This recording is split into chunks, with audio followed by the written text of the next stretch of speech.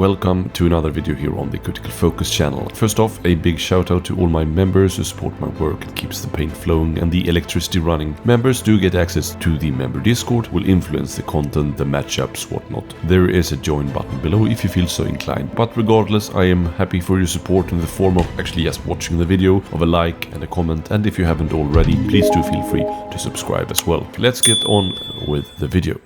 Welcome, wanderer of the interwebs, to the Critical Focus channel and this deep dive into the lore versus the rules for a select few warbands for Warhammer Underworlds. To get the lowdown for the premise of this series, go back and watch the first part, where there is a heavier preamble as well as a deep dive into two different death factions, namely the Skinnerkin and Sondara's Gravebreakers, respectively. This time, however, I will focus on two warbands within the Chaos Grand Alliance. Firstly, I'll talk about Spiteclaw's Swarm, and secondly, I'll talk about the feuding trio, the Thricefold Discord. But let's start with our rodents in Spiteclaw's Swarm. Firstly, we will acknowledge that the Swarm is a warband from the clan's Verminous Great Clan, and the leader is a claw lord named Scritch Spiteclaw. They were, of course, like many of their kind, drawn into Shadespire for looting purposes, but quickly found themselves trapped in the cursed city.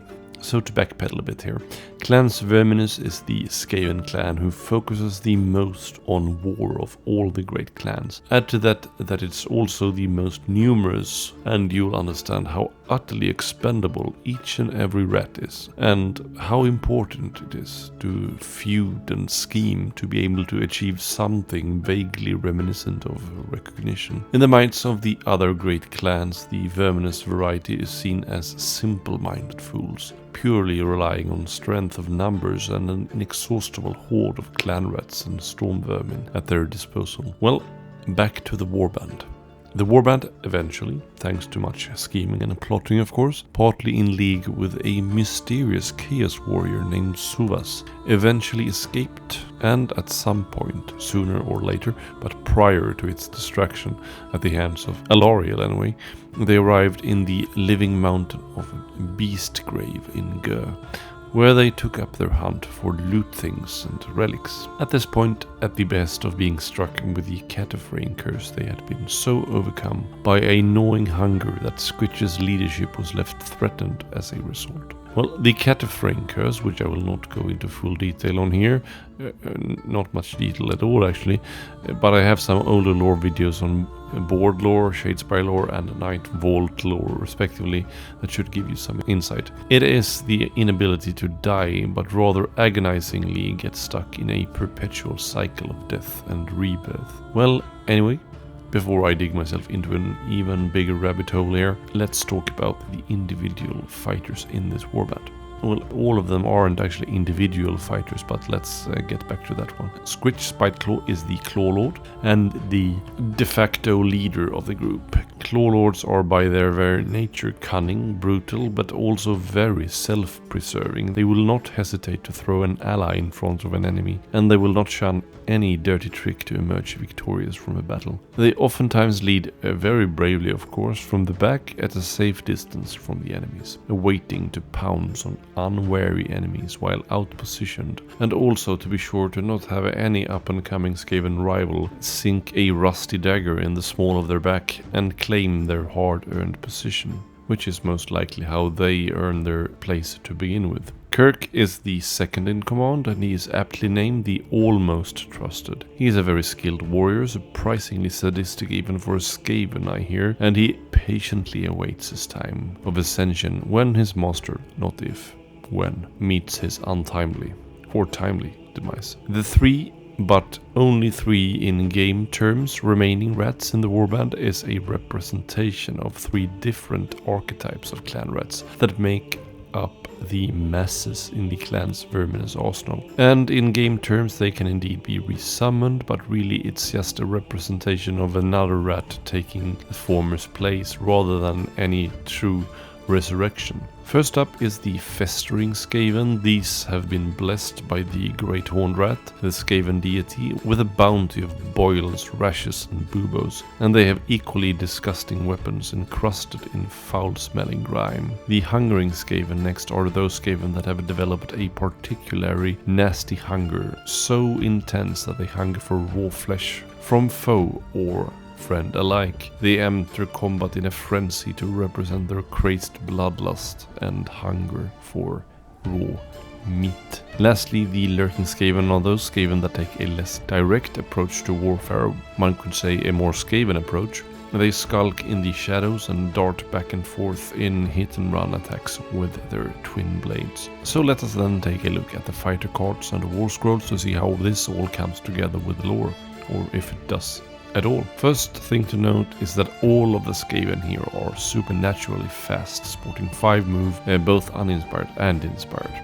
This is of course very fitting, being rodents. They are super nimble and fast with their long furless tails supporting their unequaled balance. Squitch firstly is the leader and also has the schemer tag, which also Kirk has. And this one ties into their ability to land devastating hits while the enemy is flanked or surrounded. Basically while their underlings are overwhelming the opponents. This is a great representation for the sort of tireless hordes, clawlords of the Clans Verminous commands, with gaining crit grievous while their expendable fighters distract their enemies. Squitch is sporting 4 health on 2 nimble dodges. I think all well to me, as he should be tough to get rid of, but at the same time he shouldn't be sporting sort of Stormcast-like bulk.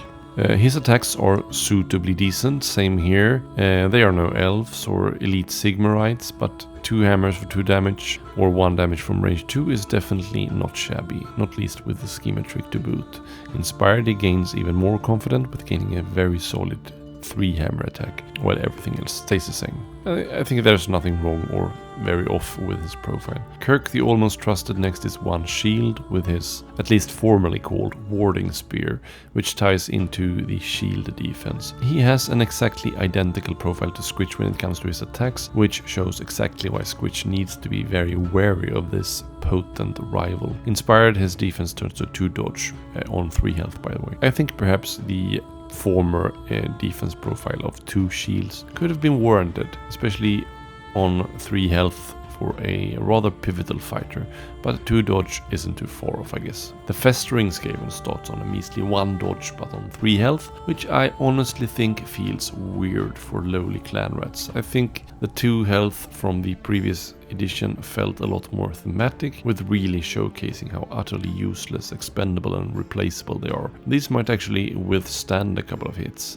Their attack is suitably useless, however, with 2 swords 1 damage, but inspired they gain quite a bit of power with picking up both crit grievous and 2 dodge, which really showcases how much it means to be chosen for a lonely clan rat. And the crit grievous is a nod towards his first edition upgrade Festering Blades, although a rather mellow one at that. The Hungering Skaven next is weirdly more accurate, which seems very off to me given the lore description having him as more of a sort of hitting pretty much everything at random with reckless abandon sort of deal. The defense of 1 block is simply a representation of the shield on the model, but same here, 3 wounds feels wrong to me. I totally think staying on the single shield seems correct though. He could have easily changed to 2 dodge like Kirk, but I think this one suits him better. He should not care much for shielding beyond simply having a shield strapped to his arm at some point. The Lurking Skaven has kept his initial 2 dodge from the first edition, which I like. These clan rats are more cautious, more calculating. They pounce at enemies off guard from a shadowy position in hit and run affairs. I think he should be more accurate than the Hungering Skaven, so to me their profiles on their attacks could have easily been swapped around. He does pick up a bit of accuracy inspired, and here is yet another nod to the first rendition of them, with him picking up the Throwing Stars as a ranged option, albeit at a crappy 2 swords profile that we will basically never use. The War Scroll then, they inspire when a friendly ploy, enemy ploy, doesn't really matter, picks them. This is their old mechanic. I like this one, as I said, especially Clans Verminous denizens are this endless horde of clan rats mostly, and to be chosen amongst such masses, be it even for the most devious plans of the enemies, is to feel seen and feel special. So I love this Inspire, and I like that it went unchanged pretty much. Swarm is simply squitches, or actually your leaders, more on that later. Abilities to summon forth yet more clan rats, and being rats they find their way into the battlefield from any position via their gnaw holes. A very lore accurate mechanic as well, with being able to be raised in any starting mix. Then we already touched upon Scheming Pack with Kirk and Squitch gaining crit Grievous while the enemy is flanked or surrounded. So you don't actually need a clan rat there, you just need to have some way of getting flanked or surrounded. Also a great note to the lore here. Skaven and Claw Lords in particular are known for their unsportsmanlike tricks and will do anything to gain the upper hand, like throwing their own useless underlings to their opponents simply to find an opening for their rusty blades to exploit. Untimely promotion is the crowning for Kirk as your leader when Squitch dies, which is super lore accurate as well. Kirk will not grieve for long when Squitch dies and can't wait to apply his sadistic tendencies to the leadership of the group, and thusly also inherit the swarm ability at the same point as well.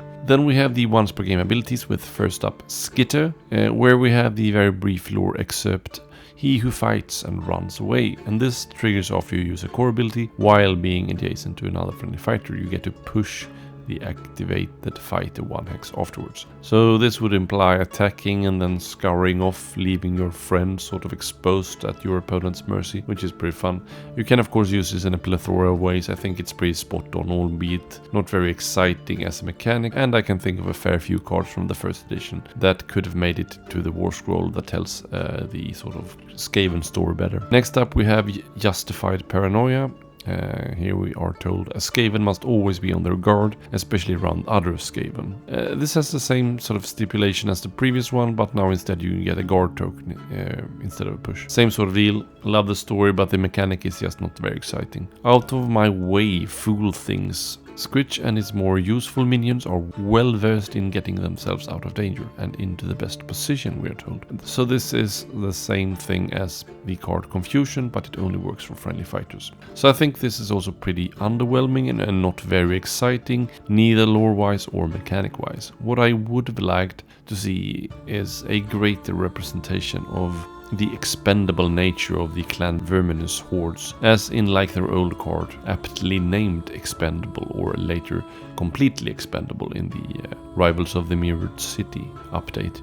This could have been something like a once per game ability to deny your opponent glory for a killed rat, and also perhaps not counting that rat as having been slain but just simply removed, which was a neat trick you could do in the first edition, which was a great hint at the lore. I think I'm also not alone in missing a greater representation of an old favorite staple from first edition in Black Hunger, the magnificent upgrade that was tied in with Hungering Skaven, giving him a +1 damage, but also making him hit everything around him, friend or foe. Maybe he could have been given a sort of a Snark light, sort of a square at the War Scroll, with having his attacks in your friends and foes alike, with some sort of Skaven randomness tied into it. As it stands, the 3 clan rats are very bland and have pretty much nothing that really separates them, other than the crappy ranged option for the Lurking Skaven, which you will likely never use anyway. I don't think they did an awful job with this band. I really like the Schemer, I like the promotion of Kirk, but I feel the identities of the clan rats have sort of been lost in the process. I would have liked to see their different natures much more represented on the War Scroll, or at the fighter cards for that matter. So the Thricefold Discord then, they are a trio of demons. They have been punished for constantly feuding, and the punishment consists of being forced to work together and to harvest 666 souls. To add insult to injury, they were also sent to do this specific task in the desolate continent of Bjarl in the realm of Gur, and in one of its most dangerous places at that, namely Death Gorge, where the Everwinter brought forth by the Ogre Maw tribes has taken root. The trio, in their roles as heralds of Slaanesh, were formerly commanding hosts of lesser demons, but since they were more interested in feuding, bickering and humiliating each other, it led to poor results on the battlefield and a constant irritation to everyone around them. Push came to shove and they were dragged in front of no less than Sylesk, a real hotshot amongst the Slaneshi Hedonites. Sylesk is in fact a permanent symbiotic bond between two different individuals, the herald of Slanesh Syl-Lud-Tang and her consort, formerly mortal pit-fighting warslave turned demon prince Esk. I will not recount all the events that led Esk to become a demon prince, but it's a very interesting backstory. But let's get into the warband more specifically here. Anyway, they were harshly reprimanded for their inability to cooperate, and the easy thing would have obviously been to simply strike them down, but that is not the Slaanesh way. But rather than in a show of even greater and more subtle sadistic leadership, Sylesk commanded them to collect these souls deep within the eyes of Deathgorge. We are told that as they wander Deathgorge, they squabble and sing cacophonous melodies to the tune of Vexmore's soul chimes that render anyone who hear them insensate or driven mad. What a lovely bunch, right? Vexmore, the leader, at least in his eyes, carries the soul chimes needed to locate the souls held within the eyes. Vexmore is very corpulent and lazy and struggles with any physical exertion. Not ideal to survive in the harsh environment of Deathgorge, really. He is not to be underestimated though, as he is supernaturally strong and equally potent at lopping heads off, as in lulling enemies to sleep with his magics. He hates both his companions, but holds a special disdain for Vashtis the Coiled, who he, ironically enough, views as lazy on basis of her relying too heavily on magic rather than honest physical effort. Vashtis, in turn, is the most potent spellcaster and considers herself by far to be the most important, mainly because the other two would be lost long ago without her potent spellcasting. She relishes in tempting her foes to be overly brave, encouraging them that they are invincible until the very moment she strikes them down, of course, or drives them mad with her spells. She mostly despises Laskvir out of her companions, finding them a vainglorious blowhard who brags and boasts and blows up their importance way beyond their station. Laskvir, lastly, called the Bladed Blessing, is an assassin who delights in carving up their targets in new and interesting ways. The Bladed Blessing title is self-given, as they view the agonizing pain they inflict on their enemies to be precious gifts. Laskvir hates Vexmore the most, who they fear will take all the credit for all of their collected work. So let's look at the War Scroll and the fighter cards and how it all comes together. Vexmore firstly is a bulk of a fighter with 5 health on a single shield, which all seems very fitting. 3 move is fine. I would obviously be on board with only 2, given the lore stating that he is extremely lazy and very corpulent. His attack is quite potent and very lore accurate, dealing 2 damage on 1 hammer from range 2. But where is his spellcasting? It's clearly there in the lore, and it was there in the first iteration. Sure, one could argue that maybe 1 or 2 of the once per game abilities could be a representation of that, but I still would have liked to see him have the ranged option here to sort of mirror his spellcasting, albeit at a worse profile than Vashtis. I don't really care. The 1 hammer is super accurate with being lazy but hard hitting. Inspired, he does not pick up the second shield he did in the last iteration, and I honestly prefer this one. He shouldn't be super defensive. He doesn't have a shield, and he is barely wearing any armor at all, barely covering up any part of his body really. He does pick up a second hammer, which is decent, especially with the War Scroll ability that's tied to him, which I guess I'll talk about straight away. The Indolent states that if he attacks while having no move or charge token, he gets +1 dice and Grievous, which is super solid from range 2 especially. It's all very well based on the lore here, with him being more potent while not physically exerted. Vashtis on 4 move and a single dodge on 4 health. One might argue that 1 dodge is a bit of a crappy take on this seemingly nimble snake-tailed demon, but with the evasive tag to boot, she and Laskvir adds on to that defense with being able to reduce incoming damage on the roll of a crit or sword after taking damage. So basically, even when you actually manage to pin these demons down and hit them, it's oftentimes simply a glancing blow thanks to their evasive nature. I think this is all fine and dandy.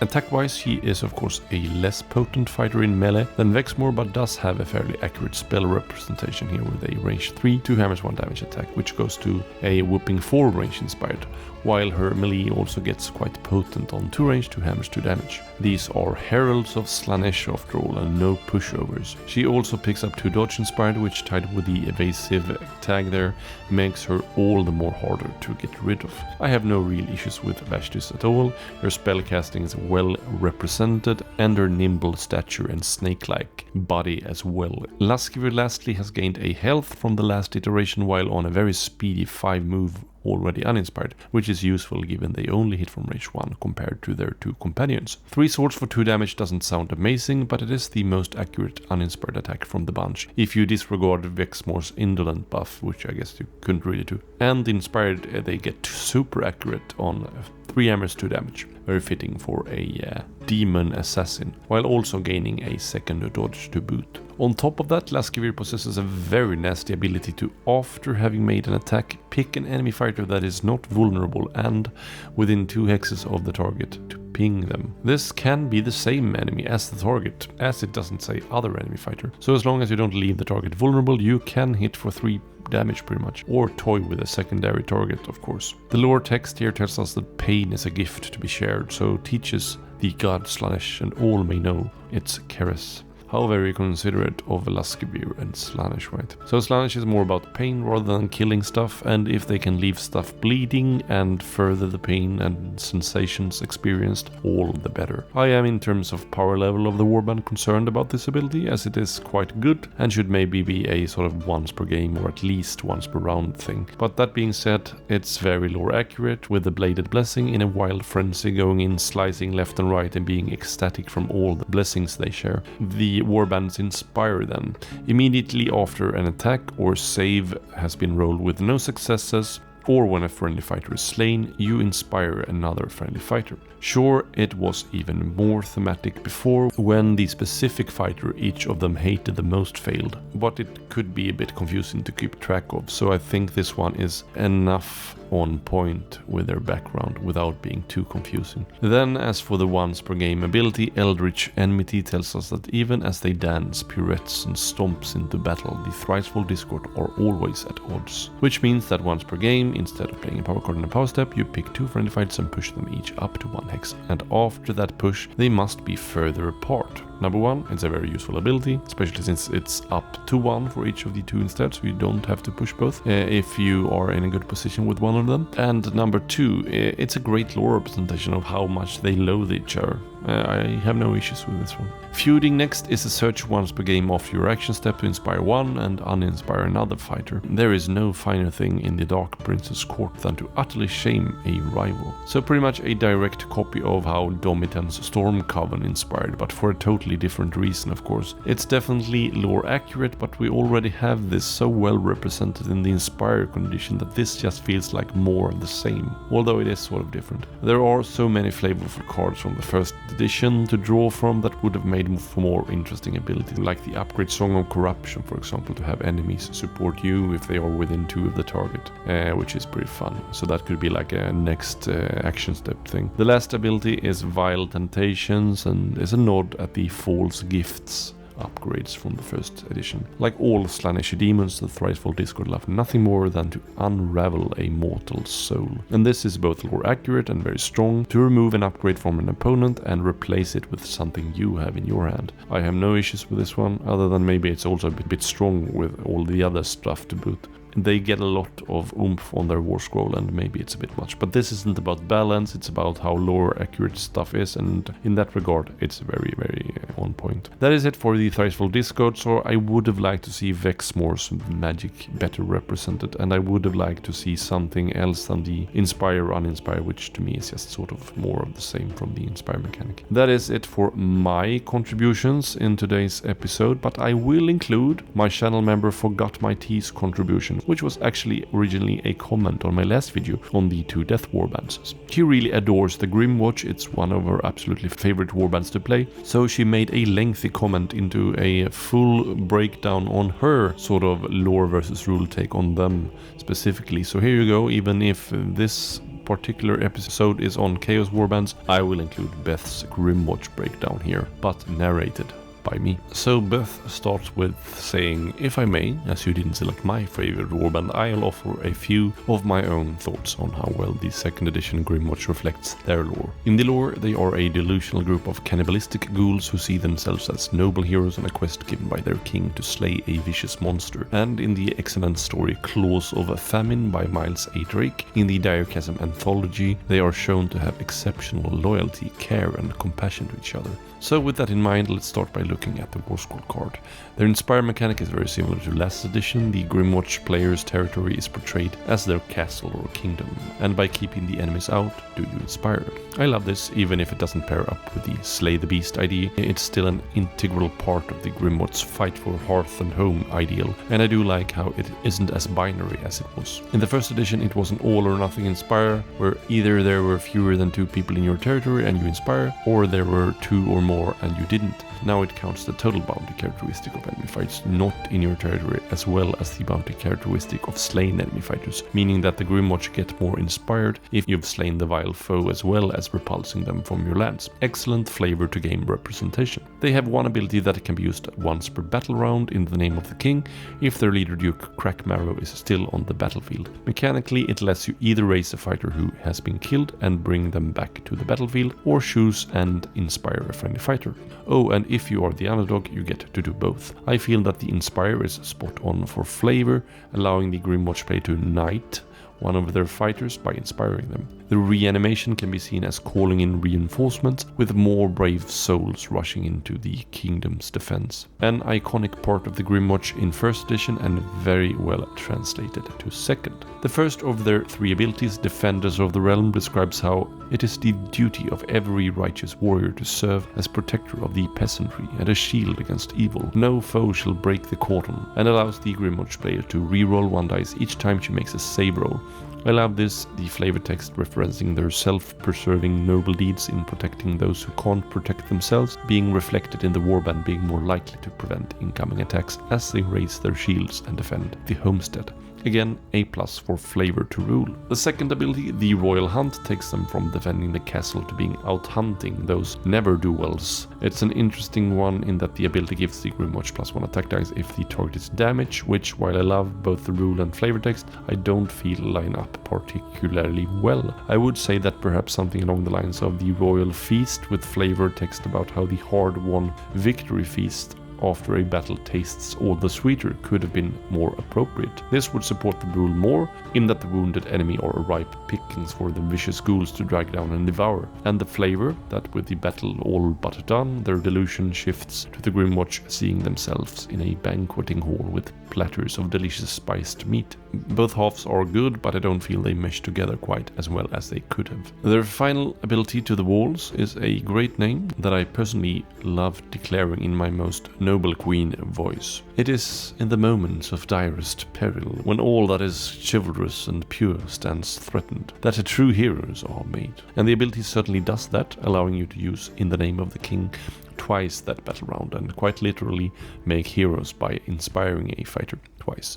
Stellar all round, A+ again from me. So let's have a look at these noble heroes, shall we? The leader, Duke Crackmarrow, is described as being a veteran fighter with a long grey beard who wields the halberd with consummate skill. His fighter card reflects this, with a decent attack profile, offering 2 damage at range 1 and 1 damage at range 2 with an accurate stat of 2 dice needing hammers. Defensively, he starts on 1 shield, inspiring on 2 dodges and moving up to 2 damage at range 2 as well. He is quick at move 4 and reflects this skillful veteran duke he believes himself to be very well. His loyal greatsword Sir Gristlewell continues to be the hard-hitting glass cannon of the warband. In the delusional, Gristlewell is a handsome and dashing fighter who serves as the duke's right-hand man, ever at his liege's side with his mighty greatsword. He's been shown to be a strong fighter, able to hold his own against beastmen, gores, and a Bray shaman, and this carries through to his fighter card with his iconic 3 damage weapon. I actually like that it's inaccurate until he inspires, going from 2 swords to 3 swords respectively. After all, in reality he's a naked cannibal wielding a giant bone club, so the contrast between the high damage of his blade and the inaccuracy is nice. and of course he'll be more accurate when supported by his comrades, which is a nice touch for all of the ghouls. Inspired, he goes to 2 dodge from 1 shield and gets more accurate with his greatsword. Another excellent representation of the lore. Now we come to my contentious one in Valrique the Tracker. I'll start by saying that I recognize I am very biased here. I have a love of strong female leads, which she very much is in Claws of Famine, as the story 100% follows her from her own point of view.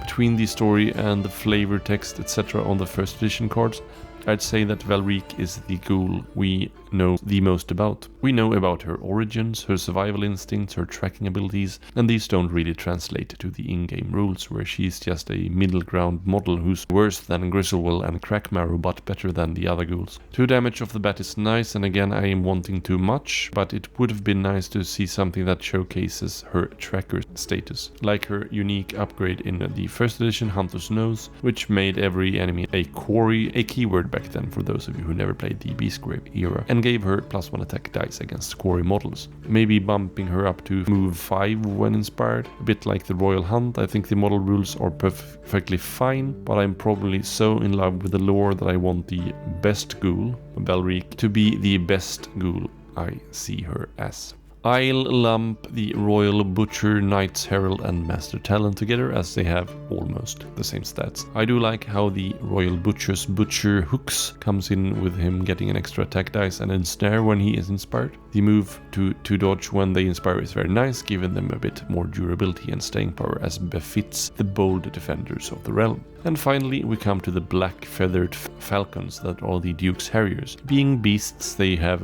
remarkably little background, however. However, I do like that they can now be brought back via in the name of the king. In the Claws of Famine, we see one of the Harriers die when fighting the Beastmen, and another one come to replace it later on, explained away by the ghouls as a messenger from the king with a new quest, but most likely either the same bat brought back by the Cataphrine curse or just another giant bat attracted to the ghouls. So my parting thoughts: I was definitely feeling more than a little trepidation about 2nd edition when it was announced, largely due to the removal of artwork and faction-specific rival decks. However, I am happy to say that my favorite Grymwatch have retained their flavor from the lore to the tabletop, and I am having an absolutely great time venturing into Emberguard with them. So that's the lore versus rules take, excellently put there by Beth. So thanks so much for that stellar insight into the Grymwatch warband. And with that, this lengthy video comes to a close. Do make sure to like the video, subscribe if you haven't already, comment down below your thoughts on my takes, on Beth's takes, and yeah, what you want to see next, I guess. Ring the bell button, and cheerio.